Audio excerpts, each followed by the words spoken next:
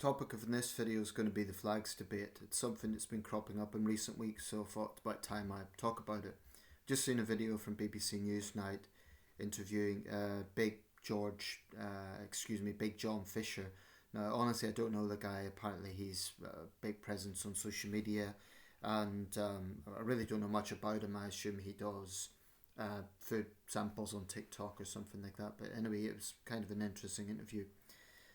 He was saying he's a patriotic Englishman, but he feels it could go too far sometimes.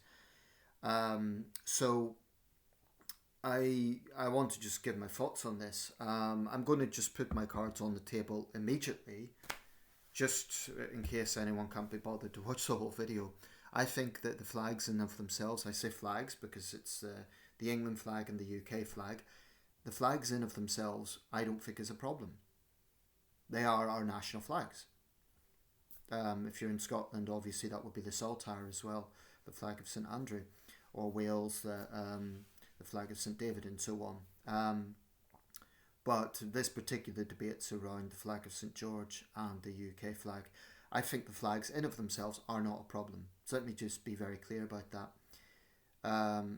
The reason I say that is because this is the sort of subject that I get trolls on. You know, I get decent subscribers who have something of substance to offer, but I also get trolls who will come to my channel, they clearly haven't bothered watching the video, they misconstrue my position and they just jump to conclusions. I'm under no obligation to respond to such people, but it is tiring and it is irritating to have to always set the record straight with people who want to distort what I've said or what my position is. There is another point which is worth pointing out, purely in the interest of fairness. Keir Starmer has never tried to ban flags, and he's made it very clear that there should be no shame in the UK flag or the England flag. So we're seeing a lot of partisan rhetoric going on at the moment, and a lot of people on the right want to blame Starmer for absolutely everything. Now, I've criticised Keir Starmer, there's a lot of things I'm not happy with. But to be fair to him, he has never went down that line. He's never tried to ban the flag. In fact, he is the Labour leader that has tried to bring patriotism more into the Labour Party, because he felt that under Corbyn especially, that was being eroded, that sense of white guilt or whatever way you want to perceive it. So I give Starmer credit for recognising that. In fact, often in his speeches, he's sitting in front of a UK flag. So the Prime Minister of the United Kingdom is on record saying it's not a flag to be ashamed of. So it's strange to see right-wingers come out and say, oh, let's put this up before Starmer bans it. What has happened is there have been some councils, Labour-led councils, that have banned flags being put up, England flags, and they have stated the reason being for safety grounds, because the flags aren't affixed properly. But critics have pointed out that that can't be the case because they've allowed Palestinian flags to stay up. I believe it may have been some of the London boroughs, but I'm not 100% sure which councils it was.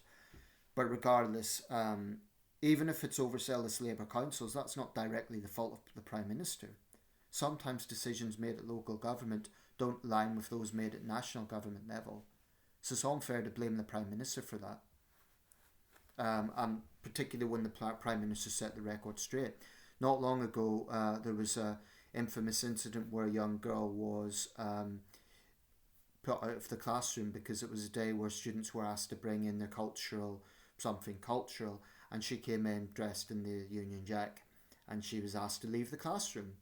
And there was a big outcry about it, and her father was furious, and she'd done nothing wrong. All she was doing was wearing the national flag. The Prime Minister defended her.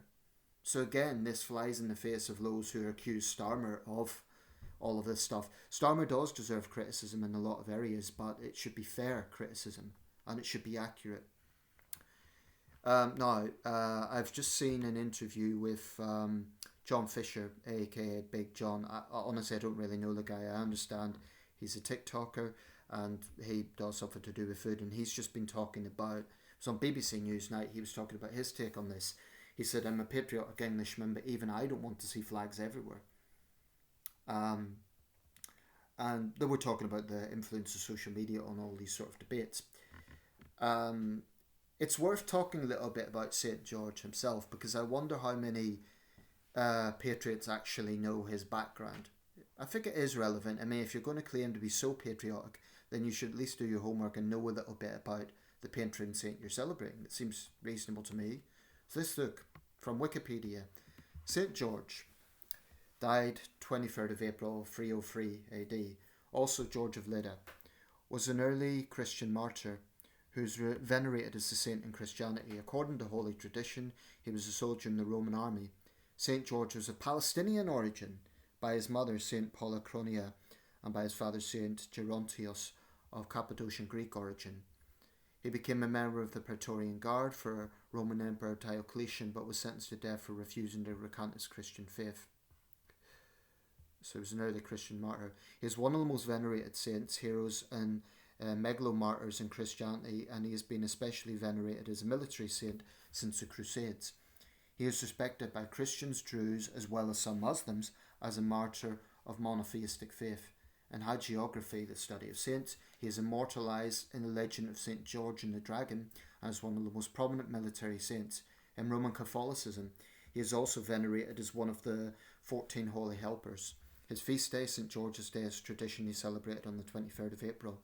Historically, the countries of Portugal, England, Bosnia and Herzegovina, Bulgaria, Georgia, Ukraine, Malta, Ethiopia, the regions of Catalonia and Aragon, and the cities of Moscow and Beirut have claimed George as their patron saint, as have several other regions, cities, universities, professions and organisations. And we're talking about an early Christian martyr of Palestinian and Greek origin, born in what is now Turkey, was then Asia Minor. That's St. George. And I mention it because I'm not expecting everyone to be a historian, but I wonder how many of those who rail against the Palestinians realise that their hero was of Palestinian origin. I mean, it's worth just pointing out. But that's another narrative that we've heard for years. So they're going to ban St. George's Day. What we do see sometimes is politically correct councils being overzealous, and that's ridiculous. They shouldn't be. But that isn't the same as a generic ban on St. George's Day. I remember when this debate's been going on for years, and it usually heightens whenever a Labour government is in power. I remember being in Bristol, 2005. It's the only time I've been to Bristol, actually. But it happened to be April the 23rd, and there was a whole reenactment in the main square there. And there was a St. George, and there was a dragon, and there was a lady, a maiden in distress. No one complained. That was it. It was, St. George's Day. So I think, frankly, there's a bit of hysteria from the right about, the left is going to ban this. I think you do get sometimes politically correct leftists who do themselves no favours. But that does not mean they represent an entire Labour government. I just think it's a bit of scaremongering and hysteria. Now, what we've seen recently with these flags going up, if a council is saying you need to take down the flags for safety reasons, but they're keeping up Palestinian flags, that council needs to explain the double standards. I agree with that. Why the double standards? Why are you saying take down England flags for safety reasons, but not Palestinian flags? Surely if it's just a safety issue, then it should apply to all flags. But I will say this. I think if you're genuinely confident, if you're genuinely patriotic and you're confident about your country, you don't need to put it everywhere. I don't find the flag offensive, but I just think it's a little bit having it on every single street. And we're not in the middle of a Royal Jubilee. It's not St. George's Day. There's no event going on that would warrant this. To me, it looks like insecurity. It looks like, to me, someone who's confident doesn't need to do that. I'm not English, but I am British and I love the United Kingdom. I have a UK flag, but I don't feel the need to fly it outside my house every day. Well, for one thing, I'd need to ask the permission of others in the house, but I had it out for VE Day. I brought it out on that day. I believe I had it out on the French state visit along with the French flag, because I do feel like that. I do feel it's very important to have strong relations with our European neighbours. So on that day, the day Macron visited, I put out a UK and a French flag together, respecting the old Entente Cordiale. Um, that's it. I have no problem with her flag, but I just think it's a little bit. It just looks a little bit almost attention seeking or something, just to feel this need to fly it everywhere. Why? Because one or two Labour councils have been a bit overzealous. It's in terms of their political correctness. I just think it's once again the right overreacting to something, or components of the right overreacting to something. Um, so does it offend me? No, but I just don't think it's necessary, and I think it just looks a bit. I mean, I'll give an example. There was a migrant interviewed about what he thought of this, and people were already getting their pitchforks out, like, who asked him? Who cares what he thinks? But the guy actually said he had no problem with it. So it's like a manufactured outrage. Very few people actually care about this. But I think the debate comes about by the fact that is it really necessary at every single street corner? I mean, that's the sort of thing you see in. I've been to China twice, it's a sort of. It almost looks like an indoctrination. Like you need to do it to prove that you're a patriot. Why? So, my question for those putting the flag out: are you saying that an English person who doesn't put the flag out isn't patriotic enough? Is that your position? That's ridiculous. I do think that people who complain about the flag as being racist aren't really helping the debate either. It's not racist in of itself, and I'm sure among the flag wavers there will be black and Asian people. But it's what I have a problem with is some of the disinformation that's going around. Um, and there is a racist component in this country. There is, absolutely, without question. For example, what this guy John Fisher was talking about was an act of racist graffiti put on a Chinese takeaway in York. Now, whoever done that is a small, petty, bigoted person. This wasn't a case of like the Chinese embassy and it was Chinese dissidents or something, or someone complaining about China's attitude to COVID. This was just a Chinese takeaway. People running a business serving local people. Chinese takeaways are popular here. I'm guessing the person who graffitied that would enjoy the Chinese takeaway. So what explains that other than just bare racism? I don't think that calling out racism is being politically correct. I've noticed this attitude from the right recently because there is an attitude in the left that overuses the term racism because it's been thrown around a bit. We see an attitude in the right which downplays it. Both sides are wrong. The left is wrong when they throw the term around and apply it to every situation that they don't like. For example, someone expressing concerns about the boats coming over isn't necessarily being racist. But by the same token, when I hear people say, and GB News is very guilty of downplaying this, say that there is no far right influence in this country, that there's no, that they even go so far as to almost suggest that there is no racism in this country. That is an absolute lie, and it's clearly nonsense. And I do think I would argue that groups like Black Lives Matter haven't helped matters for sure, but I do think unfortunately over the past 5 years racial tensions have increased in Britain, and there's a variety of reasons for that. But to say that there's no racism and there's no bad actors, there's no infiltration going on, is absolute nonsense. I've heard of, I think GB News is dishonest on this subject. One of their reporters went to the hotel protests and he said, I saw no evidence of far right involvement. What's the basis for that? Just because people said there was no far right involvement? That isn't evidence. I don't believe that the people protesting are all far right Nazis, of course not. But I do think there are people being used by some nefarious groups. I do think disinformation is a serious problem.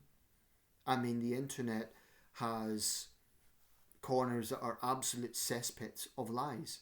And then you get the MAGA cult coming in here and thinking they can lecture this country on free speech at a time when Donald Trump's administration is trying to silence critical journalists, when you're having people who've actually, in some cases, American citizens being targeted by ICE. It's an abomination. I just don't think we should take any lectures from the Trump administration. And I think Farage is once again given a reason not to trust him. The fact that he's went over to the United States to talk down this country, to whine about how awful Britain's become. Why do it there? You know, to me, that's it's very questionable. I don't think it's patriotic at all. For a party that claims to be all about patriotism, why run down this country in another country? I mean, these people are talking as if we live in East Germany, or the hyperbole does not help. What I've always said is we do have things that raise questions and things that need to be contained, things that need to be pushed back on. But I reject hyperbole. I don't think saying that we're living in a totalitarian state is helpful, because it is not accurate. I don't think that saying we're on the brink of civil war is helpful, because it's absolutely not accurate. Anyone who thinks Britain's on the brink of civil war is deluded, and they're showing an illiterate knowledge of history, because if you really think we're on the brink of civil war, you need to look at other civil wars. You know, I quote this before: 10 million dead in the Chinese Civil War, 9 million dead in the Russian Civil War. Even if we look at smaller countries, 75,000 dead in El Salvador. That's civil war. We're not on the brink of civil war in Britain. If you want to talk about riots, since the Wars of the Three Kingdoms in the 17th century, we have had some violent riots. In 1780, London experienced the Gordon riots, up to 300 killed, probably more. It was a very violent event, but even that fell short of a civil war, and we've had nothing like that since. Obviously Northern Ireland's the exception, but I'm talking about mainland Britain. We've had nothing like that. Most of our big cities have experienced riots, but that is not evidence of anything. I mean, look at big cities around the world. Paris has had riots. New York City's had riots. Right now, Jakarta is experiencing unrest, serious unrest. So why are people not saying, is Indonesia on the brink of civil war? No one's saying that. So I'm sick and tired of, and it has to be said, it's predominantly on the right, these people coming in, polluting the internet with disinformation, scaremongering, saying that this country's on the brink of civil war. It's absolute nonsense. It really is, and they need to be called out for it, because the side effect of that scaremongering is it makes people overreact. Now, I'm not saying there's nothing to be concerned about. I'm very concerned when disinformation leads to violence. I'm very concerned when the partisan mudslinging is such that, each side won't take responsibility for their own actions. But we are not on the brink of civil war. That is absolute nonsense. In fact, Britain is one of the safest countries in the world. Our homicide rate is well on the bottom half. So let's get a reality check. We are not on the brink of civil war. We're not in a totalitarian state. We have problems. When things happen, like the Graham Lynham arrest, it's debated. Sir Mark Rowley has now said he's going to advise the Home Office on how this can be, how this thing can be addressed in order that the police are not getting involved in this sort of policing. There's debate around the prescribing of Palestine action. The new Home Secretary is being accused of hypocrisy, but she has previously been on pro-Palestinian rallies. But even there, we're already seeing disinformation flying. Because Shabana Mahmood is a Muslim, we're already seeing the hard right come out and flood Twitter with with lies about her being an Islamist who's planning to take over the country. It's just, there's just so much scaremongering and so much BS online. People need to just step back a little bit and think rationally.